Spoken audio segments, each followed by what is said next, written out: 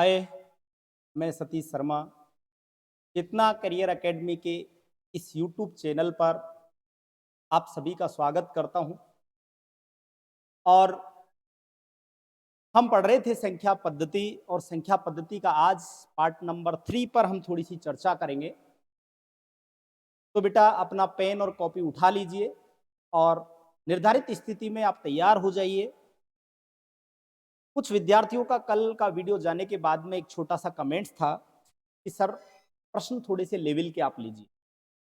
तो मैं आपको बताना चाहूंगा कि लेवल जो है वो थ्योरी क्रिएट करती है। आज मैं कुछ प्रश्न ऐसे लेके आया हूं कि आपने यदि थ्योरी को ध्यान से नहीं पढ़ा तो यहां नहीं तो परीक्षा हॉल में निश्चित रूप से नानी याद आएगी। आप देखना, कुछ प्रश्न हैं जिन पे हम चर्चा करेंगे। आज अपन चलते हैं अपने क्लास के डेकोरम की ओर। और इस डेकोरम में अपन देखने से पहले एक बार कल का हमने पढ़ा था परिमेय संख्याएं। तो परिमेय संख्याओं के लिए आप पिछला वीडियो अवश्य देख लें। हमने क्या देखा वहां पर हमने देखा था कि परिमेय संख्याओं में जो सारी संख्याएं हैं, प्राकृत हैं, पूर्ण हैं, पूर्णांक हैं, शांत दशमलव है, आवर्ती दशमलव है, आदि संख्याएं परिमेय होती हैं। और बची हुई जो भी संख्याएं हैं वो सारी के सारी अपरिमेय होती हैं।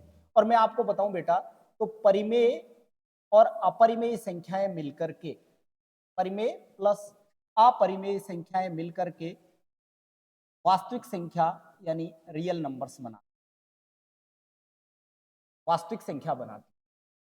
और वास्तविक संख्या की यदि अपन बात करें तो ये कक्षा 9-10 के विद्यार्थियों के लिए भी एक इंपॉर्टेंट चैप्टर है। पहले चैप्टर में इसको दे रखा है। तो आप जो छोटे बच्चे हैं यदि वो भी ये वीडियो देख रहे हैं तो उनके लिए भी ये थोड़ा सा अच्छा साबित होने वाला है। एक चीज हमने देखी थी कि संख्याओं को जब हमने पहली क्लास में दो प्रकार से बांटा था, तो उसमें हमने एक तो बांटा था वास्तविक संख्या यानी रियल नंबर्स में, और एक हमने बांटा था इमेजिनरी नंबर्स यानी काल्पनिक संख्या में। तो बेटा काल्पनिक संख्या और वास्तविक संख्या, ये दोनों प्रकार की संख्याएं मिल करके पूरी एक संख्या पद्धति का निर्माण करते हैं। चलिए अपन थोड़ी सी इसको आगे बढ़ाने की बात करते हैं। अभी तक तो हमने जितनी भी संख्याएं थी उन सभी को देखा। अब आप कहोगे गुरुजी आपने बहुत सारी संख्याएं अभी छोड़ दी हैं, जैसे कि आपने अभाज्य संख्या छोड़ दी है, पूर्ण वर्ग संख्या छोड़ दी है और पूर्ण घन संख्या छोड़ दी है। तो बेटा मैं आपको अब यहीं से शुरुआत करूंगा और थोड़ा सा आप देखिएगा। मैंने सबसे पहले पढ़ाया था आपको नेचुरल नंबर्स यानी प्राकृत संख्या, और प्राकृत संख्या को धनात्मक पूर्णांक या धन पूर्णांक संख्या के नाम। तो धनात्मक पूर्णांक पे हम जब अपन बात करेंगे तो पहले तो आप एक बार रिमाइंडर करके, पिछला वीडियो आपने देख लिया होगा, आप मुझे बताओ कि धनात्मक संख्याएं कहां से चालू होती हैं? जीरो से नहीं होती है बेटा। जीरो ना तो धनात्मक है ना ऋणात्मक है। इसका मतलब सारे के सारे नेचुरल नंबर्स को हम धनात्मक पूर्णांक कहते हैं।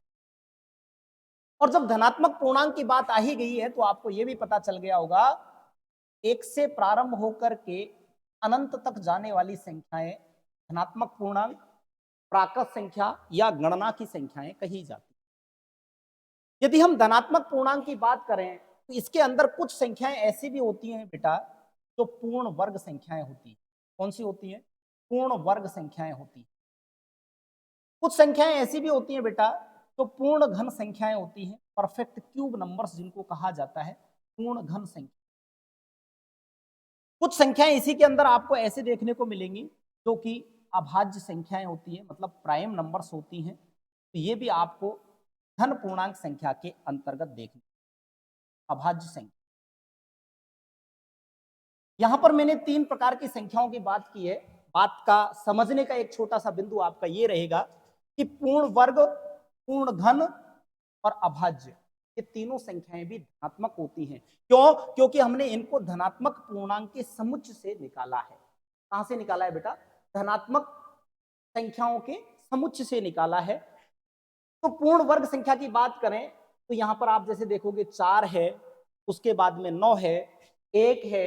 ये सारी के सारी संख्याएं कौन सी संख्याएं हो गई बेटा? पूर्ण वर्ग संख्याएं हो गई। और यदि पूर्ण घन की संख्या की बात करें तो जैसे 1 है, 1 है, ये पूर्ण घन है। पेन चेंज कर लेता हूं मैं। 1 है, ये पूर्ण घन भी है, पूर्ण घन भी है, पूर्ण घन भी है। और पूर्ण वर्ग भी है, यहां पर हमने देखा 1 को। तो ऐसी स्थिति में हम एक सवाल यहां से छोटा सा बनता है कि ऐसी कौन सी संख्या है जो पूर्ण वर्ग और पूर्ण घन दोनों का प्रतिनिधित्व करती है। तो वो बेटा 1 है। 1 का वर्ग भी 1 होता है और 1 का घन भी 1 होता है, और 1 का वर्गमूल भी 1 होता है और 1 का घनमूल भी 1 होता है। तो ये वर्ग और घन को मैं अभी हाल ही में आपके सामने नहीं ले रहा हूं, क्योंकि जब अपन वर्ग और वर्गमूल, घन और घनमूल पढ़ेंगे तो इनके बारे में थोड़ा सा डिटेल में हम बात करेंगे। लेकिन साथ ही साथ आपको यह भी समझ में आ जाना चाहिए कि जो अभाज्य संख्याएं बेटा होती हैं, जिनको हम प्राइम नंबर्स कहते हैं, क्या कहते हैं बेटा? Prime numbers. प्राइम नंबर्स कहते हैं। ये संख्याएं भी आपकी कौन सी संख्याएं होती हैं? तो आप कह सकते हैं कि धन पूर्णांक संख्याएं या धनात्मक संख्याएं या प्राकृत संख्याओं का एक हिस्सा होती है। तो प्राकृत संख्या में क्या क्या मिल गया? प्राकृत संख्या में आपकी पूर्ण वर्ग संख्याएं भी छुपी हुई है, पूर्ण घन संख्याएं भी छुपी हुई है और अभाज्य संख्याएं भी छिपी हुई है। एक मैंने आपको पूर्ण संख्या के बारे में पहले भी जिक्र किया था। पूर्ण संख्या का मतलब ये तो पूर्ण वर्ग है, परफेक्ट स्क्वायर है। डिफरेंस समझने का प्रयास करिएगा। ये तो है बेटा perfect square number, perfect square. और एक पूर्ण संख्या की जब मैं बात करता हूं तो वो केवल परफेक्ट नंबर होती है, पूर्ण संख्या, जिसको हम परफेक्ट नंबर कहते हैं।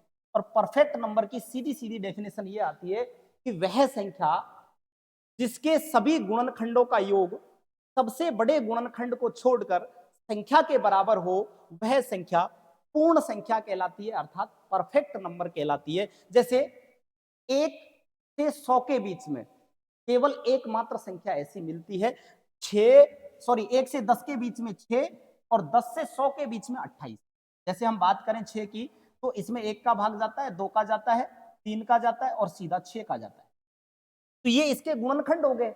जिन संख्याओं का भाग मूल संख्या में जाता है, इट्स कॉल्ड ए फैक्टर या मल्टीपल फैक्टर। ठीक है।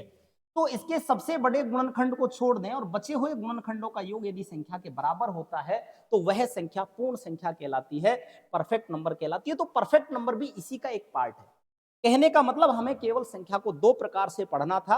एक संख्या, सबसे पहले मैंने कहा कि संख्याओं के सारे समुच्चय को मैं किस नाम से बता रहा हूं? Complex number.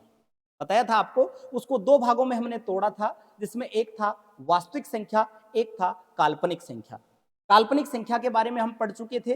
वास्तविक संख्या में हमने क्या क्या देखा कि सारी प्राकृत संख्या, सारी पूर्ण संख्या, सारी पूर्णांक संख्या, कुछ दशमलव संख्याओं की जो हमने बात की थी, वो कौन कौन सी दशमलव संख्या थी? शांत और आवर्ती दशमलव संख्या। वो सारी संख्याएं परिमेय संख्याएं होती। और बची हुई पूर्ण वर्ग, परिमेय है, पूर्ण घन, क्योंकि ये सारी संख्या परफेक्ट। आपसे कोई पूछ ले कि पूर्ण संख्या कौन सी संख्या होती है, परिमेय की अपरिमेय, तो आपको हो गए परिमेय। पूर्ण वर्ग संख्या परिमेय, क्योंकि ये देखो धनात्मक पूर्णांक का एक भाग है। तो यहां तक हमने देखा जो बच गई वो अपरिमेय थी, और परिमेय और अपरिमेय को एक साथ मिला दें तो वास्तविक संख्या बनती है। थोड़ी देर पहले हमने जिक्र किया है। तो वास्तविक और काल्पनिक संख्याएं मिलकर के सारी संख्या पद्धति को। तो आज का हम जो पढ़ने का हमारा बिंदु रहेगा वो रहेगा अभाज्य संख्या। तो हम अगले बिंदु की ओर चलते हैं, जिस बिंदु की हम शुरुआत करना चाह रहे थे। बिंदु का नाम है बेटा अभाज्य संख्याएं। बहुत ही अच्छा एक बिंदु है अभाज्य संख्याएं, यहां से सवाल पूछ लिया जाता है। संख्या पद्धति में बात करें तो बेटा केवल 4 या 5 जगह से सवाल पूछे जाते हैं। एक तो आता है इकाई अंक ज्ञात करना। इकाई अंक ज्ञात करना, या तो सवाल वहां से पूछा जाता है, या फिर रिमाइंडर थ्योरिज्म, जिसको शेषफल प्रमेय कहते हैं, या भाग से संबंधित जो अवधारणा है उससे सवाल पूछा जाता है। संख्या पद्धति की जब अपन बात करें तो मैंने 2 ही संख्याओं को बहुत इंपॉर्टेंस दी है, एक है परिमेय संख्या और एक है अभाज्य संख्या। और या फिर मिससेलेनियस सवाल पूछ लिए जाते हैं। तो आज हम पढ़ रहे हैं अभाज्य संख्या। अभाज्य संख्या जिसको क्या कहा जाता है बेटा? इंग्लिश में कहा जाता है प्राइम नंबर्स। क्या कहा जाता है? Prime numbers. अभाज्य संख्या जिसको कहा जाता है बेटा प्राइम नंबर्स। ठीक है। प्राइम नंबर्स की यदि अपन बात करें तो मैं इसको 3 प्रकार से तोड़ रहा हूं। सबसे पहले हमने पढ़ा था कि भाई ये धनात्मक पूर्णांक संख्या का एक भाग है, या प्राकृत संख्या का भाग है। धनात्मक पूर्णांक संख्या का एक भाग है, अर्थात नेचुरल नंबर्स का एक भाग है। और नेचुरल नंबर का जब हम डिस्क्रिप्शन कर रहे हैं तो एक डिस्क्रिप्शन में हमारे सामने आ गई क्या, प्राइम नंबर। क्या आ गई बेटा, प्राइम नंबर। मतलब धनात्मक पूर्णांक का एक भाग तो क्या हमने देखा था, अभाज्य संख्या। इसका एक दूसरा भाग देखते हैं। तो जो अभाज्य नहीं होगी, बची होगी, वो कौन सी संख्या होगी, भाज्य संख्या होगी। तो हम कहते हैं कंपोजिट नंबर। कंपोजिट नंबर्स, ये हमारी भाज्य संख्या हो गई, ये हमारी अभाज्य संख्या हो गई। और इनके बीच में एक और चीज आती है, मतलब सारी धनात्मक पूर्णांक संख्या में हम जब भाज्य अभाज्य की पहचान करने जाते हैं, एक चीज और आती है। ये 3 प्रकार से मैंने धनात्मक पूर्णांक को अभी तोड़ा है। अब इसको समझने का प्रयास करना, अभाज्य संख्या किसे कहा जाता है। तो अभाज्य संख्या के एक डेफिनेशन में एक चीज आती है कि वे संख्या जिसके केवल और केवल 2 गुणनखंड होते हैं। कितने गुणनखंड होते हैं बेटा, केवल 2 गुणनखंड होते हैं। ना तो 2 से ज्यादा होते हैं, ना 2 से कम होते हैं, 2 गुणनखंड होते हैं। वो संख्या कौन सी कहलाती है, सॉरी यहां पे जो मैंने 0 लिखा था उसको आप 1 समझे, क्योंकि 0 तो धनात्मक पूर्णांक में आती नहीं है। मिस्टेक हो गई थी थोड़ी सी, कोई बात नहीं है, ये 1 थी। केवल 2 गुणनखंड होते हैं। अब हम यहां पर केवल गुणनखंड शब्द को समझने का प्रयास करें। गुणनखंड कहते हैं फैक्टर को या डिवाइजर को, या तो डिवाइजर कहें या फैक्टर कहें, भाजक कह दें या गुणनखंड कह दें, बात एक ही है। चाहे तो अपन गुणनखंड कह दें इसको बेटा, चाहे हम कह दें इसको भाजक, एक ही बात है। अब ये होता क्या है, देखिए आपने जब एलसीएम एचसीएफ पढ़ोगे तो ये चीज दोबारा आएगी। मैं आपसे कहूंगा एचसीएफ, हाईएस्ट कॉमन फैक्टर, देखो वही फैक्टर शब्द यहां पर आ गया है। एचसीएफ का मतलब होता है हाईएस्ट कॉमन फैक्टर, म स प, महत्तम समापवर्तक। तो वहां पर एचसीएफ का सीधा संबंध गुणनखंड, भाजक, फैक्टर या डिवाइजर से होता। अब ये होता क्या है, हम इतना सा समझ रहे हैं यहां पर केवल कि फैक्टर या डिवाइजर होता क्या है। तो यदि कोई संख्या हमने ली 10, किसी संख्या में संख्या से छोटी जो संख्याएं हैं उनका भाग जाता है, वो सारी के सारी संख्याएं इसका गुणनखंड कहलाती है। जैसे 1 का भाग जाएगा, 2 का जाएगा, 4 का जाएगा, नहीं जाएगा, 5 का जाएगा, 5 का जाएगा, और उसके बाद किसका जाएगा बेटा, 10 का जाएगा। तो 1, 2, 5 और 10, 10 के कुल गुणनखंड कितने हो गए, 4। कौन कौन से, 1, 2, 5 और 10। तो ये 1, 2 और 5 और 10, ये 4 इसके क्या है, गुणनखंड। किसी संख्या के गुणनखंड वही होते हैं जिनका भाग, और वो संख्या से छोटे होते हैं, संख्या से छोटे होते हैं। एक होता है गुणज जो संख्या से बड़ा होता है, जिसमें संख्या का भाग जाता है। तो ये संख्या से छोटे होते हैं, बड़े नहीं हो सकते, क्योंकि बड़े होंगे तो ये गुणज हो जाएंगे। बात समझ गए होंगे आप। चलो थोड़ा सा आगे चलते हैं। तो मैंने कहा संख्या के केवल और केवल क्या होते हैं, अभाज्य संख्या के 2 ही गुणनखंड, और वो 2 भी फिक्स हैं। कौन कौन से होते हैं, एक तो 1 होता है, वह एक स्वयं, मतलब जो संख्या अपन ले रहे हैं, 2 ही यदि गुणनखंड होंगे और वो 1 और इटसेल्फ, मतलब केवल 2 गुणनखंड, 2 में एक तो 1 होगा और एक खुद होगा, वो संख्या कौन सी कहलाएंगी, अभाज्य संख्या कहलाएंगी। कहने का तात्पर्य, इसको हम उल्टा करके समझने का प्रयास करें तो क्या कहेंगे कि वे संख्याएं जिनमें केवल 2 संख्याओं का भाग जाता हो, या ऐसी संख्याएं जिनको केवल 2 ही संख्या विभाजित करती हो, या तो 1 करती हो या स्वयं करती हो, क्या कहलाएगी, प्राइम नंबर्स कहलाएगी। Prime numbers is always be divided by 2 numbers, 1 and itself is called prime numbers. ठीक है बेटा। तो इसके केवल 2 गुणनखंड हो गए, ना तो 2 से कम होंगे, ना 2 से ज्यादा होंगे। इस एक के बारे में मैं आपको अभी बताऊंगा कि एक न तो भाज्य है और न अभाज्य है, और न क्या है बेटा, अभाज्य। ऐसा क्यों कहा मैंने, ऐसा इसलिए कहा क्योंकि अभाज्य होने के लिए इसमें 2 संख्याओं का भाग जाना चाहिए। एक में तो 1 का ही भाग जा रहा है, केवल 1 का भाग जा रहा है, और मैं बार बार यही फोर्स कर रहा हूं कि इसके 2 गुणनखंड होते हैं, अर्थात 2 संख्याओं का भाग जाना चाहिए, ना तो 2 से कम का जाना चाहिए, ना 2 से ज्यादा का जाना। बात आ गई समझ। ठीक है। अब एक तरफ आती है भाज्य संख्या। ये कहता है कि भाज्य संख्या में सदैव सदैव 2 से अधिक संख्याओं का भाग जाना चाहिए। सदैव किससे? 2 से अधिक संख्याओं का भाग जाना चाहिए। वो संख्या क्या कहलाएगी? भाज्य कहलाएगी, कंपोजिट नंबर्स कहलाएगी, है ना।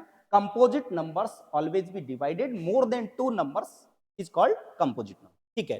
तो जैसे मैं यहां पर बात करूं भाई, एक में 2 से ज्यादा का भी नहीं जा रहा, 2 का भी नहीं जा रहा, 2 से कम का जा रहा है, इसलिए एक ना तो भाज्य है और ना अभाज्य।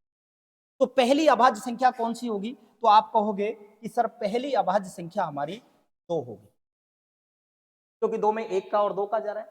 फिर उसके बाद में 3 होगी, फिर 4 में देखो 3 का चला गया, 1 का चला गया, 2 का चला गया और खुद 4 का चला गया, इसलिए भाज्य हो गई। तो पहली भाज्य संख्या 4 है और पहली अभाज्य संख्या 2 है।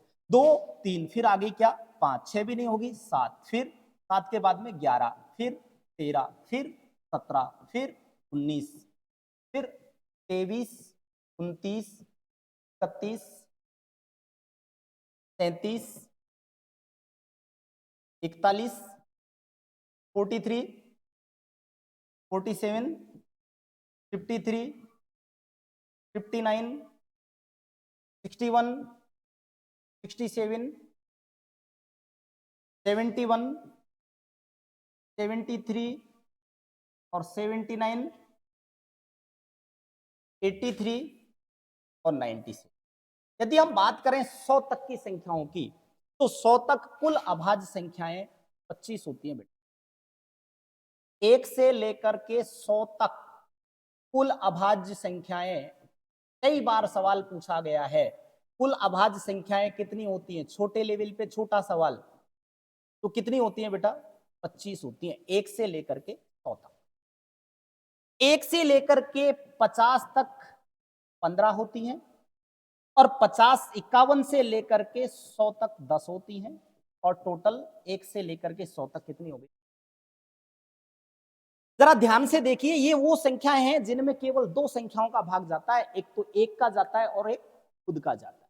इसलिए हम यहां पर ये कह सकते हैं कि 1 से लेकर के 100 तक कुल अभाज्य संख्या बेटा 25 हो।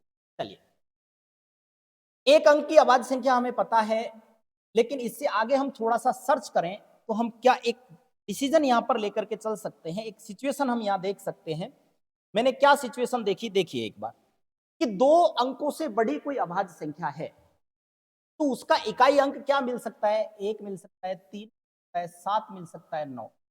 3 9 1 7 1 9 3 7 3 7 3 9 1 3 1 7।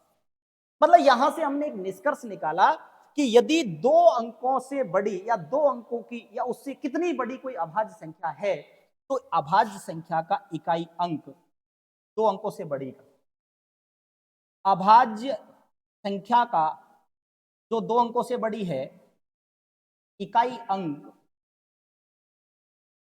क्या क्या हो सकता है बेटा? 1 3 7 और 9 होगा। ठीक है, ये बात आपके समझ में आ गई।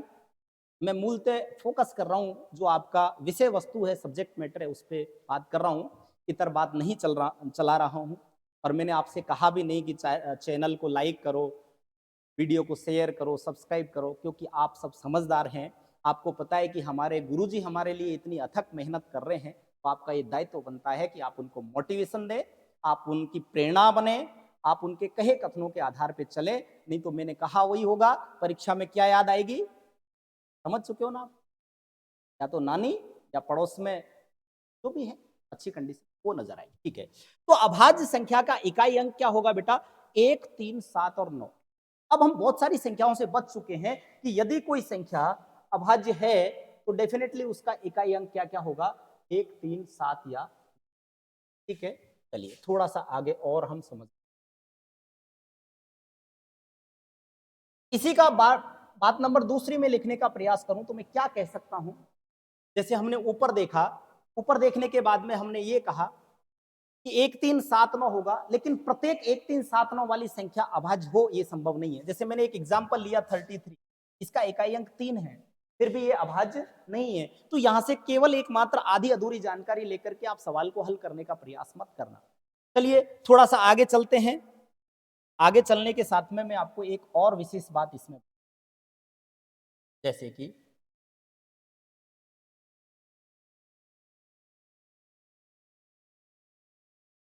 दो अंकों की कोई संख्या है, जैसे हमने यहां पर देखा, यहां पर देखा, इन सब में देखने पे हमें एक चीज नजर आई कि दी हुई संख्याओं में सारी के सारी संख्याएं विषम संख्याएं आ रही हैं, केवल एकमात्र 2 को छोड़।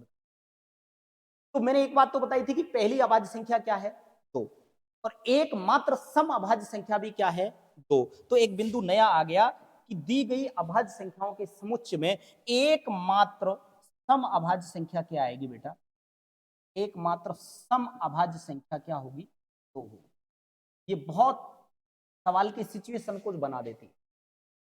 एकमात्र अभाज्य संख्या सम जो है वो क्या है, 2 है, और उसके बाद में आने वाली सारी संख्याएं क्या है, विषम है।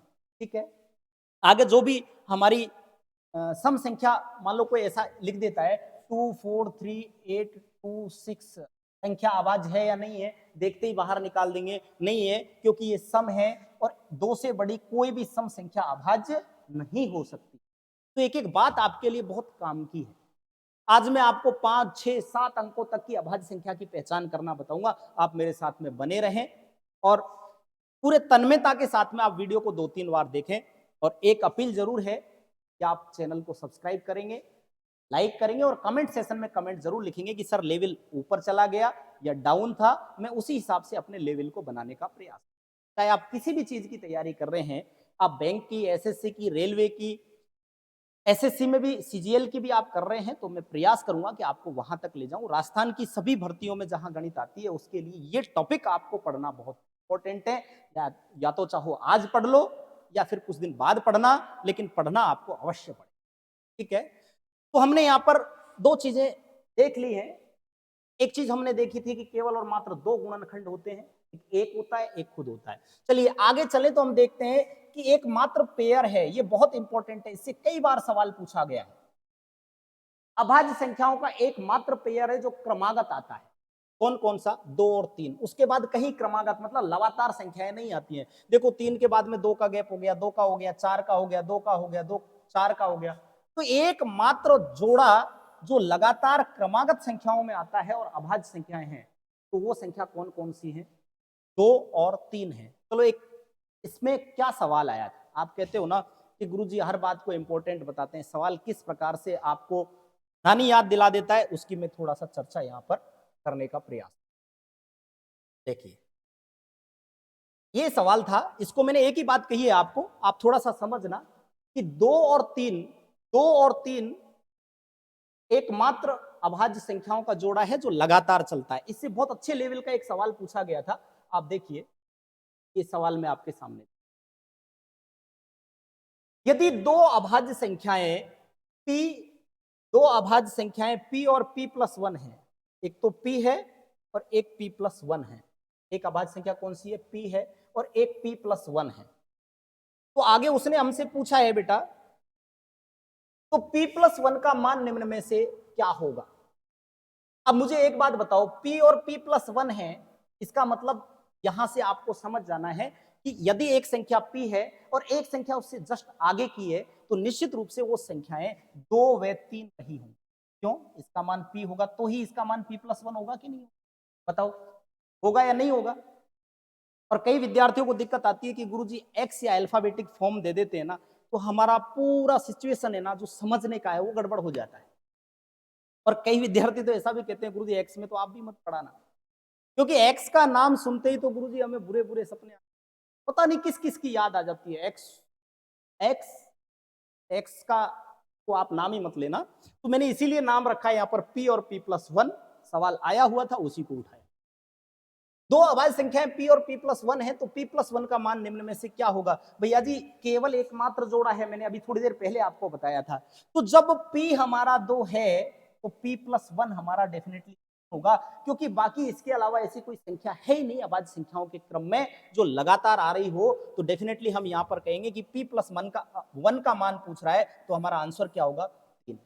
p का मान पूछता तो हमारा आंसर क्या होता, 2। यदि ये कहता कि p प्लस 1 और p दोनों का योग कितना होगा तो हमारा आंसर आता बेटा कितना, 5। और ये पूछता p प्लस 1 माइनस p बराबर क्या होगा तो हमारा आंसर आता क्या बेटा, 1। सवाल को कैसे एग्जामिनर घुमाता है ये चीज आप यहाँ छोटे से एक डेकोरम से आपने देखा है। चलो अपन चलते हैं उसी जगह पर जहां पर हम पहले चल रहे थे। तो हमने यहाँ पर 3-4 बातें समझ ली है। चौथी बात नेक्स्ट जो भी है, चौथी या पांचवी, वो मैं आपके सामने कर रहा हूं। जो अभाज्य संख्याएं होती हैं उसका हमें पता कैसे करना है। एक तो 1 से लेकर के 100 तक की आपको याद हो जाती है, ठीक है, नहीं भी होती है तो हम एक जरिया देखते हैं कि किस प्रकार से हम चेक करें। तो बेटा हम जैसे मैं बात करूं आपसे कि 83, हमें पता है 83 लिखा हुआ है, मैंने यहीं से लिखा, ये अभाज्य है या नहीं है, इसका पता करने के लिए क्या करना पड़ेगा। तो मैं एक काम करता हूं, इसका पता करने के लिए एक ऐसी कोई संख्या लेता हूं जिसका वर्ग इस संख्या के बराबर या इससे छोटा है। तो आपको पता है कि 9 का वर्ग 81 और 10 का वर्ग 100। तो मैं यहां पर 10 का वर्ग ले लेता हूं, 10 का वर्ग, और ये 10 के वर्ग से छोटी होनी चाहिए संख्या। ये संख्या या तो बराबर हो या छोटी हो, ऐसा लेना है। तो 83 को हमें चेक करना था तो 9 का वर्ग नहीं ले सकता क्योंकि 81 से ये बड़ा था, 81 से ये बड़ा था। तो हम ऐसी स्थिति में क्या करेंगे कि ये जो पोर्शन है ये बड़ा नहीं होना चाहिए, ये वाला पोर्शन। तो हमने 10 ले लिया और 10 के नीचे कौन कौन सी अभाज्य संख्याएं आती हैं अभी आपको बताया, 2, 3, 5 और 7, ठीक है। उसके बाद में तो 11 आ गई। तो इन सबका भाग देकर के इसमें देखते हैं, यदि भाग चला जाता है तो ये अभाज्य नहीं है, और भाग नहीं जाता है दैट मींस फाइनल है कि ये संख्या अभाज्य है। 2 का भाग नहीं जाएगा, 3 का भाग 8, 3, 11 नहीं जाएगा, 5 का भाग भी नहीं जाएगा क्योंकि उसके लिए इकाई अंक 0 या 5 होना चाहिए, 7 एकम 7 बच गया, 1, 13, 7 का भी भाग नहीं जाएगा। इसका मतलब हम श्योरिटी से कह सकते हैं अभाज्य संख्या। अब एक विद्यार्थी ने मेरे से एक प्रश्न किया, उसने कहा कि सर ऐसा आ जाए कि 1027 संख्या अभाज्य है, संख्या अभाज्य है या नहीं है या नहीं। तो इसको मैं कैसे सरल करूं, क्योंकि ऐसे करूंगा तो 1027 किसके वर्ग के बराबर आएगा, लगभग 32-33 के वर्ग के बराबर आएगा, और उससे छोटी संख्याओं का सबका भाग देना इम्पोर्टेंट। तो ये बेटा थोड़ा सा अपर लेवल की बात है। मैं तो ये कह रहा हूं कि आपके सामने ये भी आ जाए,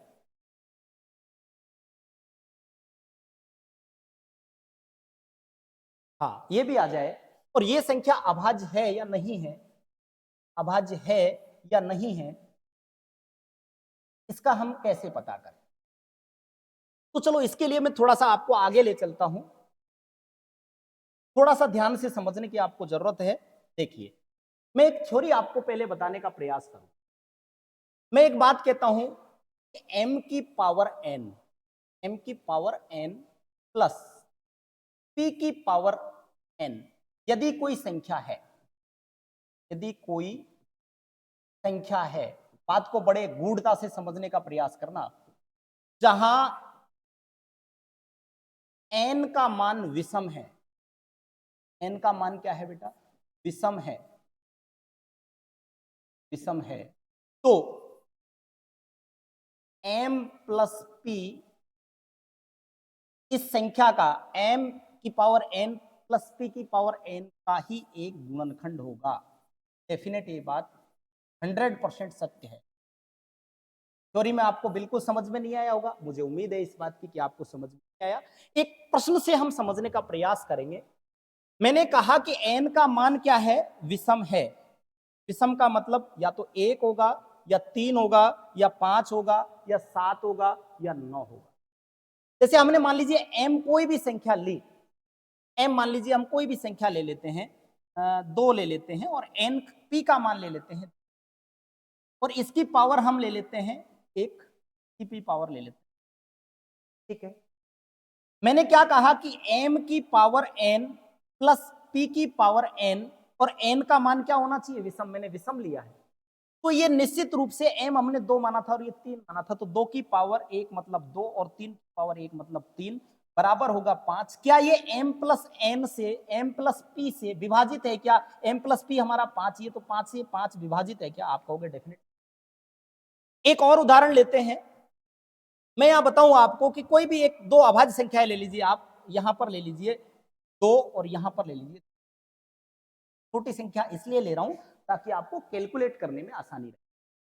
यदि इसकी पावर में 3 लगा देता और इसकी पावर 3 लगा देता तो मैं आपसे यूं कहता कि ये संख्या 2 प्लस 3 यानी 5 से पूरी तरह विभाजित होगी। मैंने यही बात कही है ना कि m की पावर n, m की पावर n, ये मैंने क्या माना बेटा? m माना। क्या माना? ये मैंने माना है m और ये मैंने माना है n, सॉरी p। m और p ले रखा है ना, तो ये संख्या m प्लस p से m 2 और 3 5, मतलब ये 5 से पूरी तरह से डिवाइड हो गई। यही बात मैं आपसे कहना चाह रहा हूं। तो देखिए यहां पर समझने का प्रयास करिए। 2 का पावर 3, 3 एक विषम संख्या है, तो 2 गुणा 2 गुणा 2 क्या हो गया बेटा? 8 प्लस 3 की पावर 3, तो 3 3 3 9, 9 3 27, और 27 और 8 क्या हो गया बेटा? 35। क्या 35 5 से पूरी तरह डिवाइड है क्या? आप कहोगे यस। अब आपको ये बात समझ में आ गई होगी कि m की पावर n और p की पावर n, यदि कोई नंबर है, कोई संख्या है और n का मान उसमें क्या है बेटा? विषम है। n का मान क्या है? विषम है, तो डेफिनेटली वो संख्या m प्लस p का गुणनखंड होगा। गुणनखंड किसे कहते हैं अभी बताया था, वे सारी संख्याएं जो संख्या को विभाजित करती है। तो कहने का मतलब ये है कि ये संख्या इसको पूरी, बात यही समझा रहा हूं। बात आ गई समझ में? तो इसी प्रकार हम यहां पर देखते हैं कि ये बड़ी संख्या आ गई है। थोड़ा सा इसको मैं 1 मिनट के लिए मिटा देता हूं यहां से, समझ। अब मैं आपसे क्या कहना चाह रहा हूं, यहां पर इसने लिया है 1027 कि 1027 संख्या अभाज्य है या नहीं है। तो मैं क्या इसको इस फॉर्म में तोड़ सकता हूं क्या? हाँ बोला गुरुजी, ऐसा कर दो 1000 प्लस 27। तो 1000 क्या 10 की पावर 3 होता है क्या? 10 10 की पावर 2 का मतलब 100 और 10 की पावर 3 का मतलब 1000, और ये क्या 3 की पावर 3 होता है क्या? तो हमें और सबसे भाग देकर के नहीं देखना है, 13 से भाग देकर के देख लो कि यदि 13 से ये संख्या भाजित हो रही होगी तो ये अभाज्य नहीं है, और 13 से भाजित नहीं होगी तो ये अभाज्य है। तो हमने 13 का भाग दिया यहां पर, 13 7 91, कितना बच गया? 11। 13 8 117, 13 9 117। तो हमने यहां से भाग देकर के देखा कि भाई 13 का पूरा पूरा भाग इसमें जा रहा है, इसलिए अभाज्य ही है। सेम कंडीशन यहां पर हम देख सकते हैं। क्या ये 10 की पावर 5 है क्या? आप कहोगे जी गुरुदेव 10 की पावर 5 है, 1 2 3 4 जीरो लगी हुई है, तो 10 की पावर 5 है। और ये 1 की पावर 5 है, 1 की पावर तो कितनी लगा लो। तो यदि ये संख्या 11 से विभाजित हो पूरी पूरी तरह, केवल एकमात्र 11 का भाग देकर के देखेंगे, 11 से विभाजित हो गई तो अभाज्य नहीं है, और 11 से विभाजित नहीं हुई तो अभाज्य। अब 11 से भी जल्दी भाग कैसे देते हैं, 13 से कैसे देते हैं, इसके लिए आपको थोड़ा सा इंतजार करना पड़ेगा। अभी अपन भाग दे करके देखें तो भाग पूरा पूरा जा रहा है, इसका मतलब ये अभाज्य नहीं है। ये बात हम मैं अगली क्लास जो भी लूंगा वो रूल ऑफ डिविजिबिलिटी, भाजकता के नियम आपको बताऊंगा कि किस प्रकार से हम किसी संख्या में भाग फर्स्ट दे सकते हैं। ठीक है बेटा, तो ये बात आपको समझ में आ गई होगी कि कोई संख्या इस फॉर्म में है तो डेफिनेटली m प्लस पी का एक गुणनखंड होती है, इसका मतलब m प्लस पी से विभाजित होती है। ऐसा मैंने लिया क्या, लिया क्यों, और किसी के मन में क्यों चल रहा हो। देखो जब तक क्यों नहीं चलेगा ना तब तक आपको ज्यादा कुछ समझ में नहीं आना है। आपने एक पढ़ा है क्या, एक फॉर्मूला एलजेब्रे में, ए का क्यूब प्लस बी का क्यूब, पढ़ा है क्या? तो उसमें आप सबसे पहले ये देखेंगे ए प्लस बी, एक तो गुणनखंड ये आता है और फिर ये आगे चलता है। तो मैं ये चीज तो बता रहा हूं कि ये यदि विषम है, अब मैं आपको एलजेब्रा में वापस से इसी बात को बताऊंगा। किसी भी संख्या की पावर 3 है तो उसमें से एक कॉमन निकलता है, ए की पावर 5 भी होगा तो एक कॉमन निकलता है, ए की पावर 7 भी होगा तो भी एक कॉमन निकलता है। ए की पावर या बी की पावर, एम एन की पावर, पी की पावर, कोई भी संख्या दे दे, उसकी पावर यदि विषम है तो उसमें से एक कॉमन गुणनखंड इन दोनों का सम निकलता है, इन दोनों का योग निकलता है। बीजगणित का बहुत अच्छा एक सिद्धांत है, तो आपको याद रखना है बेटा। तो हमने यहां पर अभी तक बात की, आगे थोड़ा सा और हम चर्चा करते हैं। ये हमने यहां पर देख लिया, अब हम थोड़ी सी और बात करते हैं। कुछ सवाल मैं आपके सामने लाया हूं, उन सवालों के साथ चलते चलते हम कुछ चर्चा करने का प्रयास करें। उससे पहले मैं एक थोड़ा सा इसका डिस्क्रिप्शन और बता देता हूं। जो अभाज्य संख्या होती है उसके बारे में हमने पढ़ ही लिया है, और अभाज्य संख्याओं को मैं दो और भागों में तोड़ने का प्रयास करता हूं। एक तो है बेटा युग्म अभाज्य संख्या, युग्म अभाज्य, इसको कहते हैं हम ट्विन प्राइम नंबर्स। क्या? Twin prime numbers. यहां से भी कई बार सवाल पूछे। और एक है हमारी सह अभाज्य संख्या, सह अभाज्य संख्या, जिसको हम कहते हैं बेटा को प्राइम नंबर। कहीं कहीं इसका नाम आपको आपेक्षिक अभाज्य संख्या भी मिल जाएगा। आपेक्षिक, आपेक्षिक अभाज्य संख्या, इसको रिलेटिवली प्राइम नंबर कहा जाता है। ये शब्द भी मिल जाए तो बात एक ही है, चाहे मैं इसको सह प्राइम कह दूं, चाहे इसको मैं युग्म अभाज्य ट्विन प्राइम कह दूं, चाहे इसको मैं, इन दोनों का एक नाम है इसका।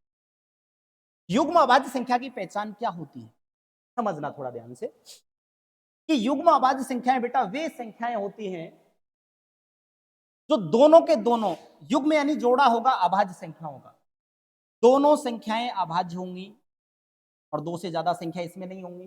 दोनों संख्याएं क्या होंगी बेटा?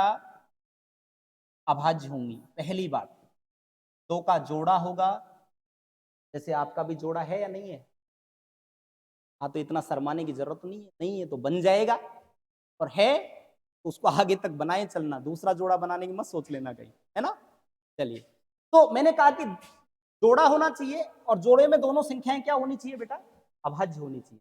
और एक और कंडीशन आती है कि दोनों अभाज्य संख्याओं के बीच में, दोनों के बीच में दो का अंतर होना चाहिए। का अंतर होना चाहिए, दो का अंतर होना चाहिए, दो का अंतर। ठीक है, जैसे अभी अपन बात करें 3, 5, दोनों अभाज्य हैं क्या? और दोनों के बीच में दो का अंतर है क्या? आप कहोगे हाँ है, तो ये संख्या कौन सी हो गई बेटा? युग्म अभाज्य हो गई। 5, 7, 11, 13, 17, 19, फिर उसके बाद में थोड़ा सा ऊपर ले लेता हूं,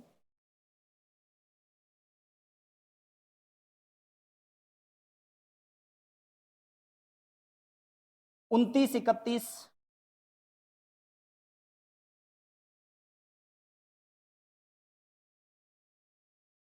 41, 43,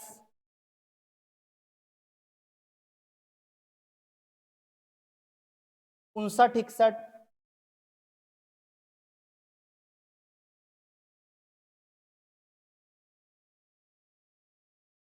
71, 73। 1 से 100 तक की संख्या में युग्म अभाज्य संख्या के कुल 8 जोड़े होते हैं। कुल जोड़े कितने होते हैं बेटा? 8 होते हैं। आप देख लीजिए कि ये सारी के सारी संख्याएं युग्म अभाज्य संख्याएं हैं। और युग्म अभाज्य संख्याओं की बात करूं तो मैंने आपको कहा था कि जोड़े में होनी चाहिए, मतलब दो संख्याएं होनी चाहिए। दोनों संख्याएं कैसी होनी चाहिए बेटा? अभाज्य होनी चाहिए। दोनों संख्याएं कैसी होनी चाहिए? अभाज्य होनी चाहिए। और उसके दोनों के बीच में अंतर कितने का होना चाहिए बेटा? 2 का होना चाहिए। और हमने यहाँ पर बात की कि 1 से लेकर के 100 तक कुल कितनी अभाज्य संख्याओं का, युग्म अभाज्य संख्याओं का पेयर मिलता है, तो आप कहोगे कितने का? 8 का। कितने का मिलता है बेटा? 8 का। ठीक है, एक सवाल ऐसा ही पूछा गया था, तो उसको अपन यहां पर थोड़ा सा देखने का प्रयास करते हैं कि क्या पूछा था।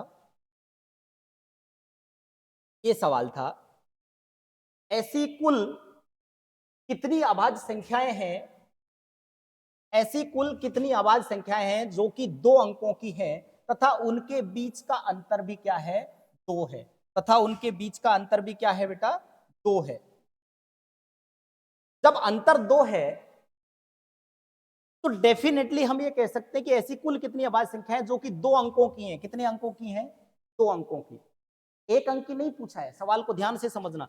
बहुत सारे विद्यार्थी इसको देख करके झट से 8 कर देते हैं। गुरुजी ने पढ़ाया था 1 से लेकर के 100 तक कुल युग्म अभाज्य संख्याओं के 8 जोड़े होते हैं। इसने कहा कि सारी की सारी संख्याएं जो हैं वो 2 अंकों की हैं। अब थोड़ा सा आप बैक चलने का प्रयास करें तो हम क्या देखेंगे? बैक में हम देखने का प्रयास करेंगे,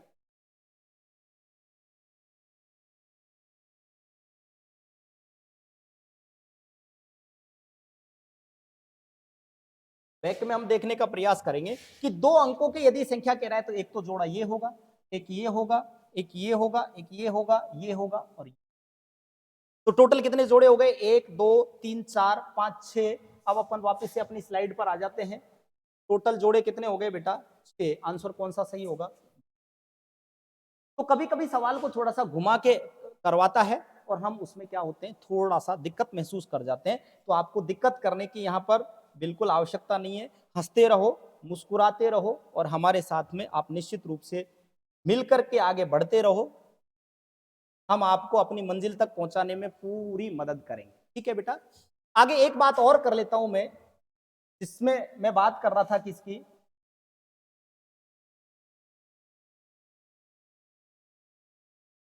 जी, है अभाज्य संख्या की। थोड़ा सा इसके बारे में भी देख। यहां बाउंडेशन था कि जोड़ा होना चाहिए, यहां पर कोई बाउंडेशन नहीं है। कितनी ही संख्याएं हो, 2 हो चाहे 2 से ज्यादा हो, तो बाउंडेशन उसकी तो नहीं है। चाहे भाज्य हो चाहे अभाज्य हो, ऐसा भी जरूरत नहीं है कि अभाज्य अभाज्य होनी चाहिए। तो ना तो जोड़े की बाउंडेशन है, ना अभाज्य होने की बाउंडेशन है, ना गैप की बाउंडेशन है कि 2 का ही गैप होना चाहिए। केवल उनका में से पे 1 होना चाहिए। में से पे क्या होना चाहिए? 1 होना चाहिए। जैसे मैंने कहा 2 3 4, ये संख्याओं का एक जोड़ा मैंने लिया, तो आप कहोगे गुरुजी 2 3 और 4 इनका में से पे सबका क्या है? 1 है। में से पे क्या है? 1 है। और ये 3 संख्याएं हैं, तीनों का में से पे क्या है? 1 है। तो ये संख्याएं कौन सी कहलाएंगी बेटा? सह अभाज्य या आपेक्षिक अभाज्य संख्या आती है। सह अभाज्य संख्याएं या आपेक्षिक अभाज्य संख्याएं कहलाती है। इस बारे में हमने बात कर ली है। अभाज्य संख्या के बारे में एक मोटी सी बात और समझ लीजिए। चाहे किसी भी प्रकार की अभाज्य संख्या हो, चाहे वो केवल अभाज्य हो, चाहे वो युग्म अभाज्य हो, चाहे वो सह अभाज्य संख्या हो, इन संख्याओं का में से पे सदैव 1 होता है। सदैव क्या होता है बेटा? 1 होता है। और कोई सी भी अभाज्य संख्या हो, उनका लय से पे लघुत्तम समापवर्ती, जिसको कहते हैं एलसीएम, लिस्ट कॉमन मल्टीपल, वो सदैव इनका गुणनफल होता है। सदैव इनका क्या होता है बेटा? गुणनफल होता है। सदैव इनका गुणनफल होता है। ठीक है। ये 2 बातें आपको एक्स्ट्रा और थोड़ी सी याद रखनी है। फिर अपन चलते हैं अभाज्य संख्याओं के कुछ सवालों पर देख करके थोड़ा सा आगे।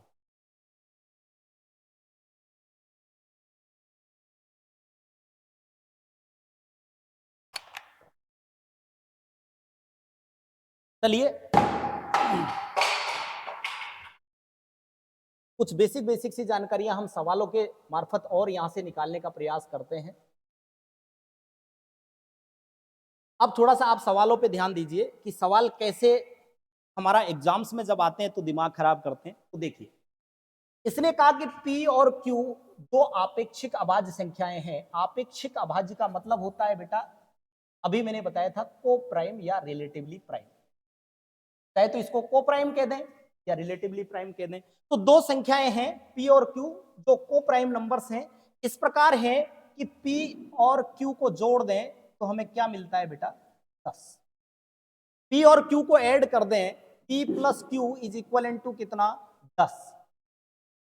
और P Q से छोटा है। एक बात और इसने यहां पर बोल दी, P Q से छोटा है, मतलब ये इससे छोटा है।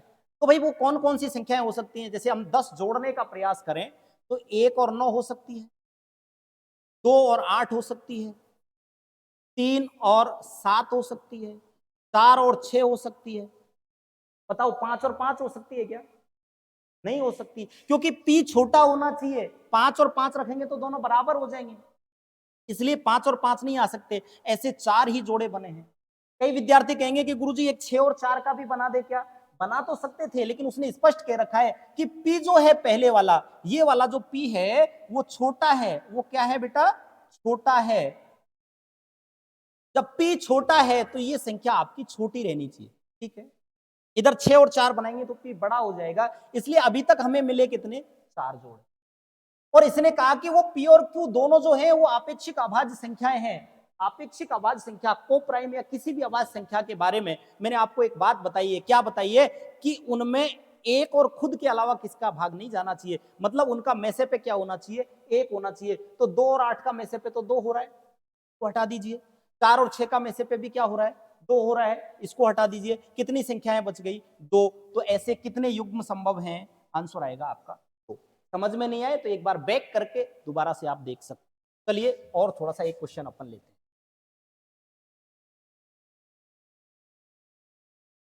एक सवाल आपको दिया है कि निम्न में से कौन सा दो अभाज्य संख्याओं का, निम्न में से कौन सा दो अभाज्य संख्याओं का योग हो सकता है।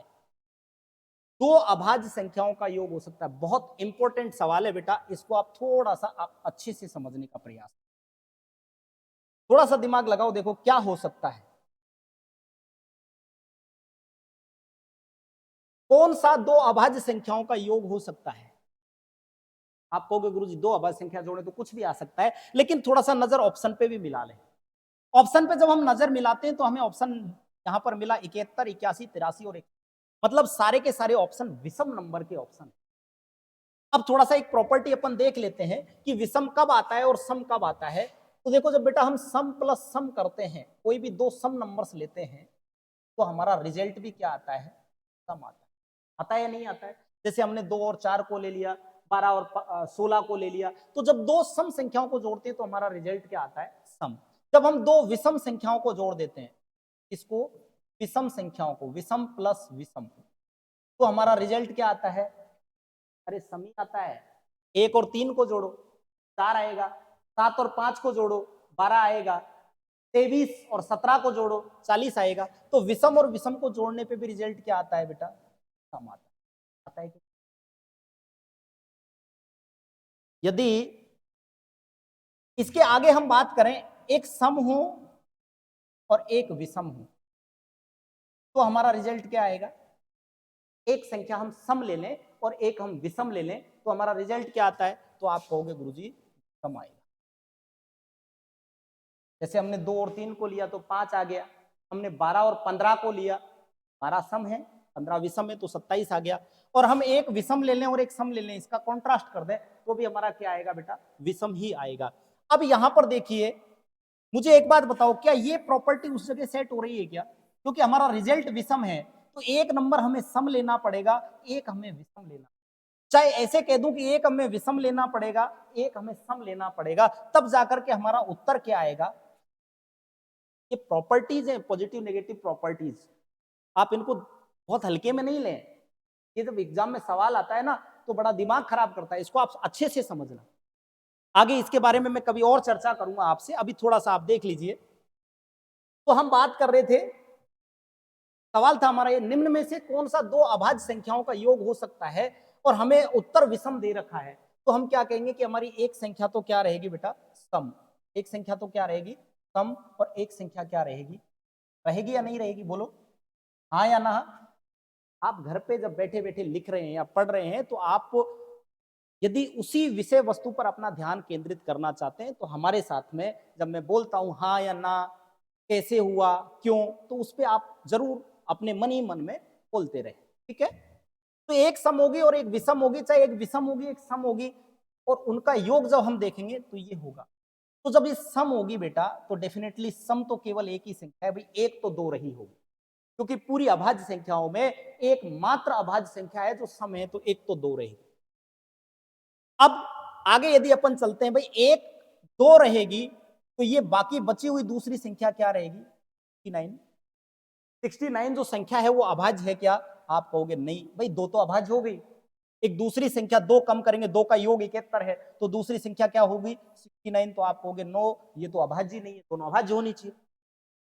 81 है, इसमें एक संख्या दो है, तो दूसरी संख्या 79 है, क्या ये अभाज्य है क्या, आप कहोगे जी ये अभाज्य है। तो यहीं पे जाकर के अपने उत्तर को टिक कर देना, आगे जाने की जरूरत नहीं है। आगे जाओ तो आप चेक कर सकते हो और थोड़ा सा।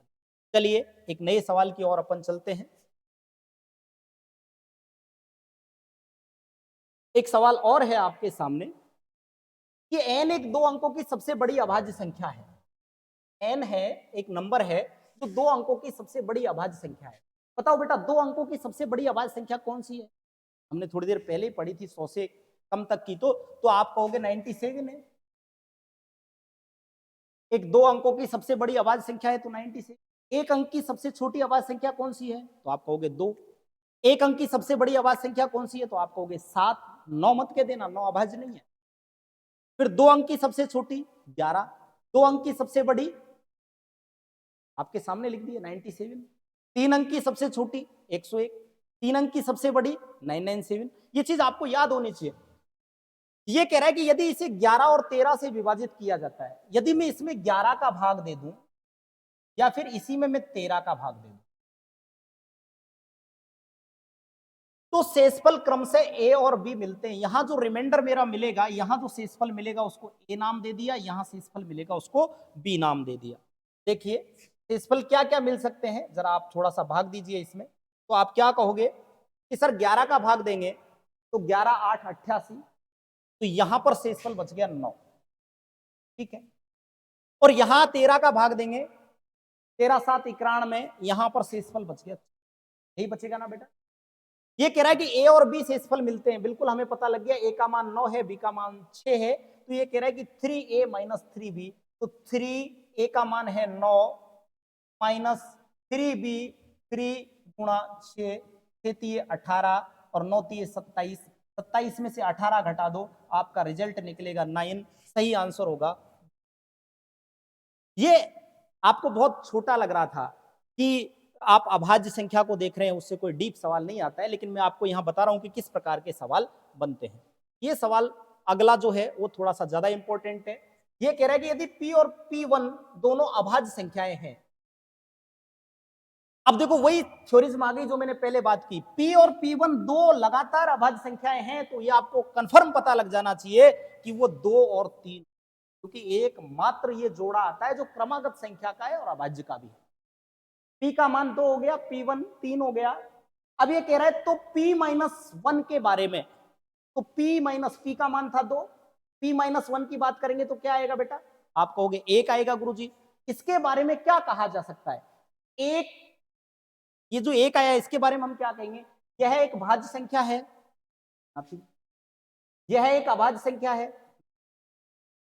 मैंने पहले ही बताया एक ना तो भाज्य है ना ही अभाज्य है। पहली अभाज्य कौन सी है 2, और पहली भाज्य कौन सी है 4। इसका मान 1 है और ये न तो भाज्य है और ना ही अभाज्य है, ये बात बिल्कुल। बहुत सारे लोग क्या करते हैं, ऑप्शन नंबर 4 दिखता है ना, ऐसी संख्या ज्ञात करना संभव नहीं है। गुरुजी उपयुक्त में से कोई नहीं आ जाए तो मैं उसको छोड़ता ही नहीं, या फिर आंकड़े अपर्याप्त हैं, अरे गुरुजी आनंद आ जाता है। और गुरुजी कभी कभार एक सिचुएशन और आती है ए बे बी दोनों, तो भी मैं नहीं छोड़ता हूं। तो ऐसा मत करिए, थोड़ा सा सिद्धांत के आधार पर आप चलिए, पूरा पढ़ना और उसके बाद समझ। किसी भी सवाल को समझने में तकलीफ होती है तो आप एक बार वीडियो को रिपीट कर सकते हैं। एक सवाल और है कि यदि x, y और z तीन अभाज्य संख्याएं हैं और x plus Y plus Z बराबर 50 है, तो x का अधिकतम मान क्या हो सकता है। भाई x plus Y plus Z बराबर 50 है, तो मैंने अभी आपको सम विषम की प्रॉपर्टीज बताई। तीन संख्याओं का योग सम है, तो वो कौन कौन सी संख्याएं होंगी, तो आप कहोगे गुरुजी 2 विषम हो सकती है, एक विषम प्लस एक विषम प्लस एक सम, यही होगी ना। तभी जाकर के तीनों का योग सम मिलेगा, मिलेगा कि नहीं मिलेगा। तो ये मान लेते हैं हम, ये वाली संख्या हमारी एक्स वाई जेड के फॉर्म में है, तो हम इसके बारे में ये कह सकते हैं कि ये नंबर हमारा एक्स है, ये नंबर हमारा वाई है और ये नंबर हमारा जेड, ठीक है। तो जो हमारी सम संख्या है वो तो केवल और केवल मात्र कौन सी है बेटा, 2 है, और तीनों का योग 50 है। तो क्या अब आप कह सकते हो कि x प्लस वाई का योग जो है वो हमारा 48 रहेगा, रहेगा या नहीं रहेगा।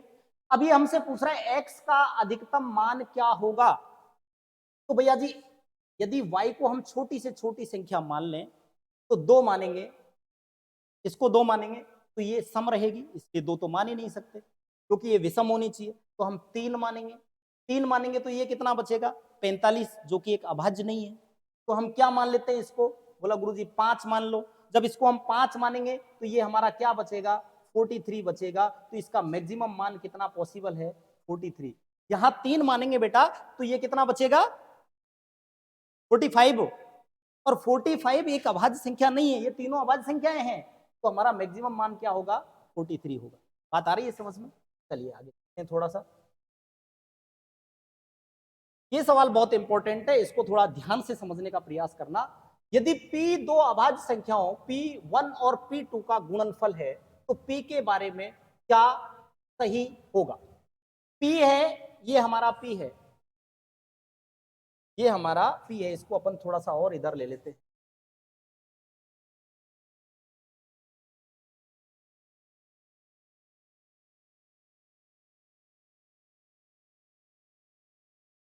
ये क्या है कि p दो अभाज्य संख्याओं, p जो हमारा है वो दो अभाज्य संख्याओं का गुणनफल है।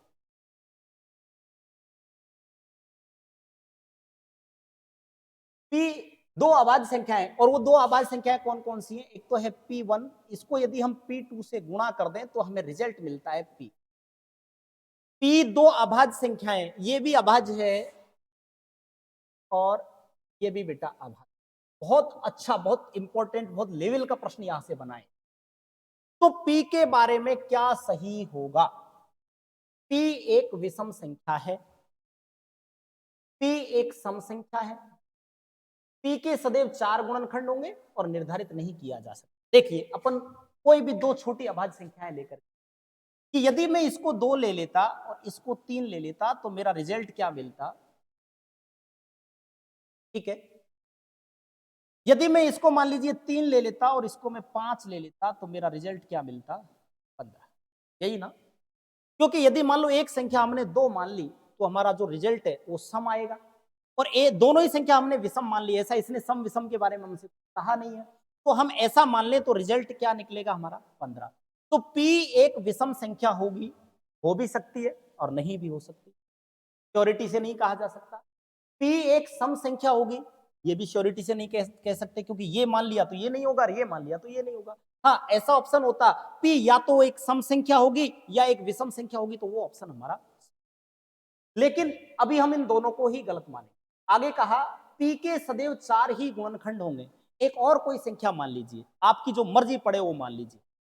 बोला आप गुरुजी एक मान लो 17 और एक मान लो 3, ये क्या हो गया, 17 3 51, ठीक है। तो बेटा देखिए ये जो हमें नंबर प्राप्त हुए, क्या इनके 4 ही गुणनखंड होते हैं क्या? तो देखिए यहां से मैं बात करूं, 6 के कितने गुणनखंड होंगे, या तो 1 का भाग जाएगा या 2 का जाएगा या 3 का जाएगा या 6 का, 4 ही गुणनखंड हुए क्या? बात करूं 15 की, तो 15 में या तो 1 का भाग जाएगा या 3 का जाएगा या 5 का जाएगा या 15 का। बात करूं मैं 51 की, तो या तो 1 का जाएगा या 3 का जाएगा या 17 का जाएगा या 51 का जाएगा। दैट्स फाइनल है कि इस केवल और केवल सदैव ही कितने गुणनखंड होंगे, 4 गुणनखंड होंगे। देखिए जब किसी भी दो अभाज्य संख्याओं को हम गुणा करते हैं तो जो रिजल्ट आता है, तो 1 और 2, दो संख्याओं को गुणा किया तो 2 तो इनका भाग जाएगा, और जो कोई भी संख्या प्राप्त होगी उसमें डेफिनेटली 1 का और स्वयं का जरूर भाग जाएगा। तो ये वाली बात यहां से बहुत इंपॉर्टेंट है। ये सवाल 4-5 बार पूछ लिया गया है कि दो अभाज्य संख्याओं को गुणा करने पर जो गुणनफल प्राप्त होता है उसके सदैव कितने अभाज्य गुणनखंड होते हैं बेटा, 4 अभाज्य गुणनखंड। चलिए एक सवाल और अपन देखते हैं और उसके साथ में शुरू करते हैं, समाप्त करते हैं इस बात। ये मैंने 5-7 सवाल आपके लिए थे अभाज्य संख्या से संबंधित। मुझे लगता है कि अब आपकी कोई क्यूरी नहीं रही होगी। चलिए आज की क्लास का मैं यही समापन करता हूं। दोस्तों एक बार पुनः अपील करता हूं कि ये वीडियोज यदि आपको पसंद आ रहे हैं, और निश्चित रूप से पसंद आएंगे, अभी तो धुआं उठा है, सच कह रहा हूं आपकी कसम आग लगा देंगे, इतने बढ़िया कंटेंट आपको हम देंगे। आप तुलना करना एक बार, क्योंकि हमारे साथ में बैठी हुई सारी फैकल्टी ऊर्जावान है। निश्चित रूप से आपको अर्थ फर्श से अर्श पर पहुंचाने का सपना लेकर के ये आई है, तो आप इनके सपनों पर खरा उतरिए। आप ज्यादा से ज्यादा वीडियो को लाइक करें, चैनल को सब्सक्राइबर करें, और जितना हो सके आप एक काम तो कर सकते हैं, 20 सेकंड का काम है, लिंक को कॉपी किया और अपने स्टेटस पर लगाएं। आपके मोबाइल में जितने ग्रुप्स हैं उसमें शेयर करें, क्योंकि आपको यदि अच्छा मिल रहा है और अच्छा मिलने के लिए आप इतनी सी मेहनत नहीं कर सकते हैं, तो शायद कुछ दिन बाद हमें लगेगा कि आपके यहाँ ऑनलाइन प्लेटफॉर्म पर आकर के हम ये जो चीज़ दे रहे हैं, या तो ये आपके समझ में नहीं आ रही है या फिर हम कुछ गलत कर रहे हैं। धन्यवाद साथियों, कल पुनः मिलता हूं।